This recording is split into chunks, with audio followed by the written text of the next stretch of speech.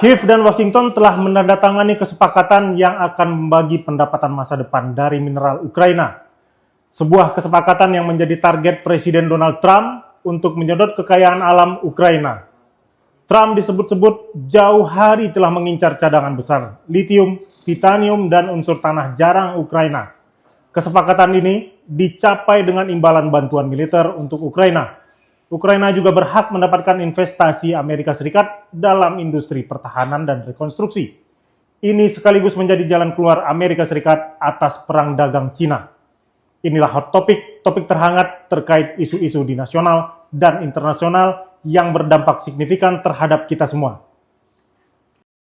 Perdana Menteri Ukraina Denis Shmyhal membagikan rincian kesepakatan tersebut dengan mengatakan dana rekonstruksi dan investasi baru akan dibagi 50-50 antara Kiev dan Amerika Serikat.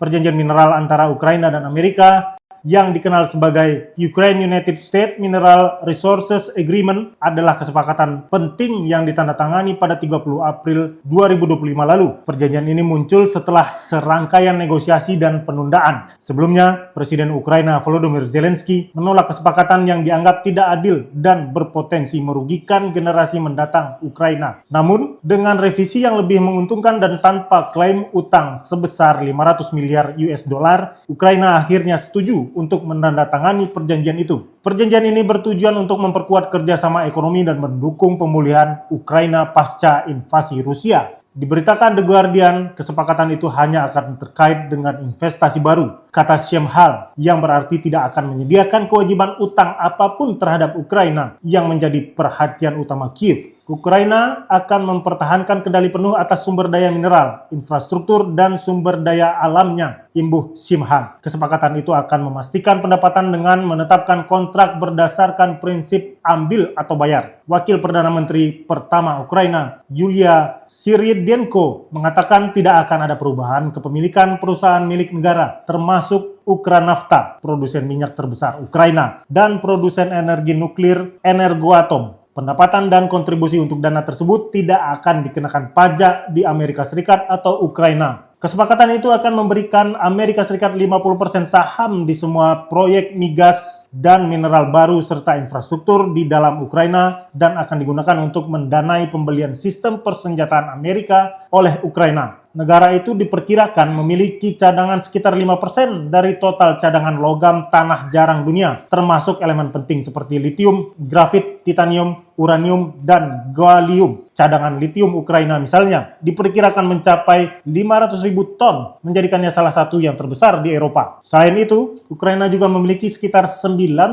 ton grafit, menjadikannya salah satu dari 5 negara teratas dalam hal cadangan grafit. Potensi alam inilah yang menjadi incaran Paman Sam. Dengan kesepakatan ini, memungkinkan akses Amerika ke sumber daya mineral Ukraina melalui pendirian dana investasi rekonstruksi Ukraina-Amerika. Kesepakatan ini sekaligus menjadi jalan keluar ekonomi Amerika Serikat yang ingin lepas dari ketergantungan pasokan Cina. Survei Geologi Amerika Serikat mengindikasikan dalam sebuah laporan bahwa Amerika Serikat bergantung pada impor untuk beberapa mineral penting, sementara Cina adalah produsen utama bahan-bahan dasar tersebut, termasuk tanah jarang. Ukraina memiliki cadangan unsur tanah jarang sebesar 16 triliun US dollar. Sebagian besar deposit saat ini tidak dapat diakses karena pendudukan Rusia yang sedang berlangsung. Dengan kesepakatan Ukraina-Amerika Serikat ini, maka Amerika diberikan akses strategis ke sumber daya alam Ukraina, termasuk grafit, litium, titanium, uranium, dan gas neon murni. Sumber daya ini penting untuk infrastruktur kecerdasan buatan atau AI dan produksi baterai kendaraan listrik. Sebagai imbalannya, Amerika akan berinvestasi dalam proyek-proyek rekonstruksi dan pertahanan di Ukraina. Kesepakatan juga menyebutkan jika kedua negara akan memiliki hak suara yang setara dalam pengelolaan dana investasi dan proyek terkait. Ukraina tetap mempertahankan kendali penuh atas infrastruktur dan sumber daya alamnya dengan kontrak yang beroperasi berdasarkan prinsip take or pay untuk memastikan pendapatan. Kesepakatan ini menjadi sorotan di internal parlemen Amerika Serikat. Perjanjian penting bagi Ukraina untuk menyerahkan setengah dari kekayaan minyak, gas,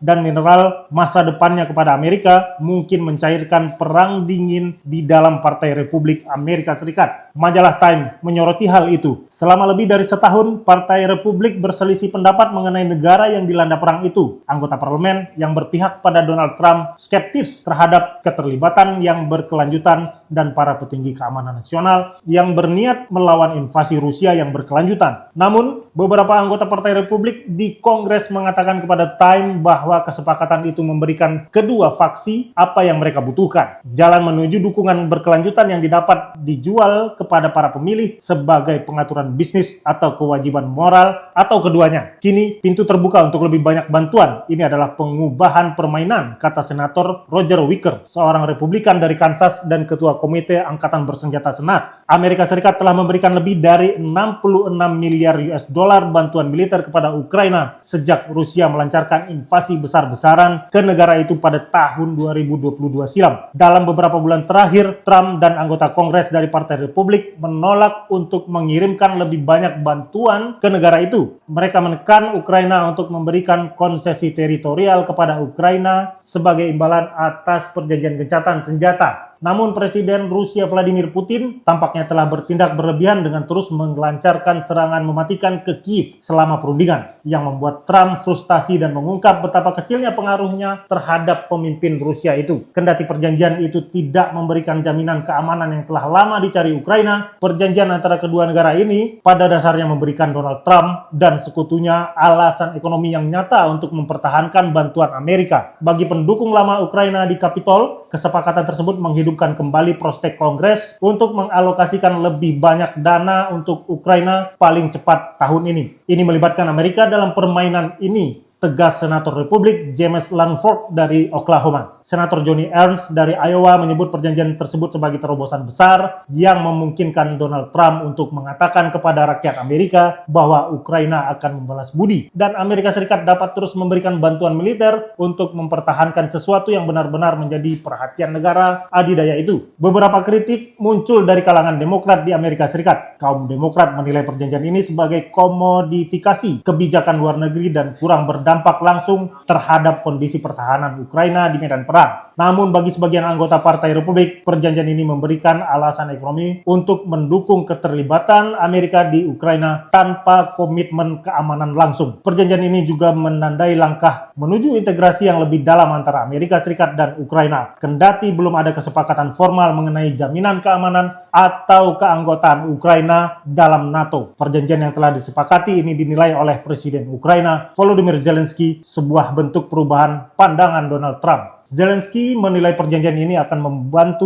Ukraina dalam konflik kontra Rusia. Sebelumnya, Volodymyr Zelensky dan Donald Trump bertemu empat mata di Basilika Santo Petrus, Vatikan. Ukraina telah menolak usulan Rusia untuk gencatan senjata selama 72 jam yang dimulai pada tanggal 8 Mei dan sebaliknya mendorong gencatan senjata tanpa syarat selama 30 hari. Rusia bersikeras bahwa agar gencatan senjata menyeluruh dapat berhasil, Ukraina harus menghentikan upaya mobilisasi dan berhenti menerima senjata dari luar negeri. Moskow juga menuntut agar Kiev menarik pasukan dari wilayah yang diklaimnya berada di bawah pendudukan ilegal. Bagi Amerika Serikat, perjanjian dengan Ukraina ini akan membantu mereka akan pasokan tanah jarang yang selama ini disuplai oleh Cina. Dengan perang dagang ala Trump, kini Amerika Serikat kewalahan akan pasokan tanah jarang Cina. Amerika sangat bergantung pada Cina untuk pasokan logam tanah jarang yang esensial untuk teknologi tinggi dan pertahanan. Meskipun Amerika memiliki beberapa tambang, tetapi hampir seluruh proses pemurnian dan produksi magnet dilakukan di Cina. Cina menguasai lebih dari 85% kapasitas pemrosesan global dan memproduksi sekitar 90% magnet tanah jarang dunia yang digunakan dalam berbagai aplikasi, mulai dari kendaraan listrik hingga sistem pertahanan. Adanya kesepakatan dengan Ukraina ini, maka Amerika Serikat akan mencoba memutus dominasi Cina akan pasokan tanah jarang bagi industri teknologi dan industri militer Amerika. Selama beberapa dekade, Cina telah mengendalikan sebagian besar rantai pasokan itu, sehingga Amerika dan negara-negara lain bergantung pada Beijing untuk bahan penting ini. Meskipun Amerika Serikat memiliki cadangan unsur tanah jarang yang cukup besar, kemampuan produksi dan memprosesnya masih terbatas jika dibandingkan dengan Cina. Tambang Mountain Pass di California yang dioperasikan oleh MP Materials merupakan satu-satunya fasilitas penting di Amerika yang mampu menambang dan memisahkan unsur tanah jarang. Akan tetapi, sebagian besar biji yang diekstraksi dari Mountain Pass masih dikirim ke Cina untuk diproses, yang menunjukkan ketergantungan Amerika pada infrastruktur asing. Permintaan akan unsur tanah jarang diperkirakan akan tumbuh sebesar 400% hingga 600% selama beberapa dekade mendatang, didorong oleh dorongan global menuju elektrifikasi dan energi terbarukan menurut laporan Gedung Putih. Seiring dengan beralihnya industri dari bahan bakar fosil, unsur tanah jarang menjadi semakin penting dalam teknologi seperti kendaraan listrik, turbin angin, dan sistem penyimpanan energi. Selain teknologi konsumen, unsur tanah jarang sangat penting bagi keamanan nasional. Departemen Pertahanan Amerika mengandalkan tanah jarang untuk berbagai aplikasi militer, mulai dari sistem kendali rudal hingga pesawat canggih. Misalnya, jet tempur F-35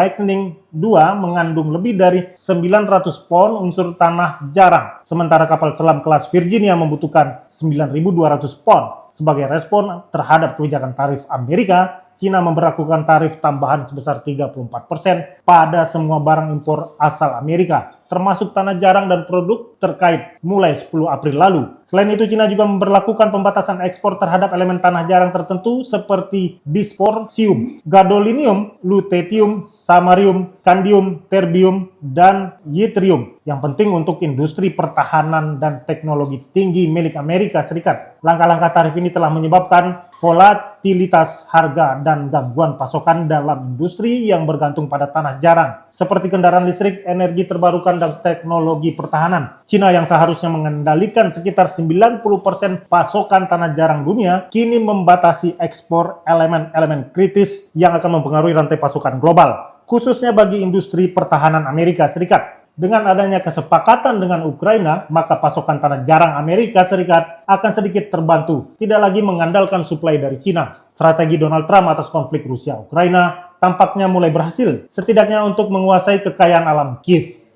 Download Tribun X sekarang, menghadirkan lokal menjadi Indonesia.